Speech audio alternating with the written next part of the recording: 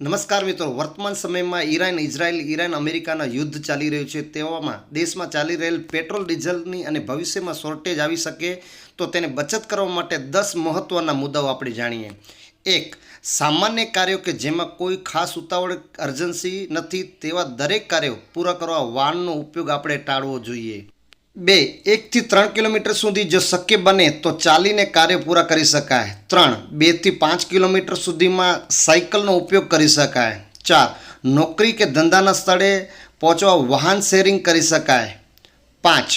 બેટરીવાળા વાહનોનો ઉપયોગ વધારવો જોઈએ જેથી કરી તમે પેટ્રોલ ડીઝલ બચાવી શકો. 6. સિટી બસ કે અન્ય પબ્લિક વાહનોનો વાજબી ઉપયોગ કરી શકાય જેથી કરીને પેટ્રોલ બચત થઈ શકે. 7. દરેક સિગ્નલ પર રેડ લાઇટ હોય ત્યારે પોતાનું વાહન બંધ રાખવું જોઈએ. 8.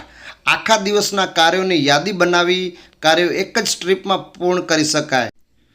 9. રૂબરૂ મુલાકાત કે મીટિંગ વિડીયો કોલિંગ મીટિંગથી પૂર્ણ કરી શકાય જેથી કરી જવું ન પડે. 10. સોલાર ઉપકરણોનો ઉપયોગ વધારવો અને દર મહિને 25 થી 30% તેલ ઈંધણ વપરાશ ઘટાડવાનો સંકલ્પ કરી પૂર્ણ કરવા પ્રયાસ કરવો જોઈએ. મિત્રો, આ હતા મહત્ત્વના 10 મુદ્દા. જો તમને આ મહત્ત્વના 10 મુદ્દા સારા લાગ્યા હોય તો તમારા અન્ય મિત્રોને આ મહત્ત્વના મુદ્દા શેર કરજો જેથી કરીને આપણે પેટ્રોલ ડીઝલની બચત કરી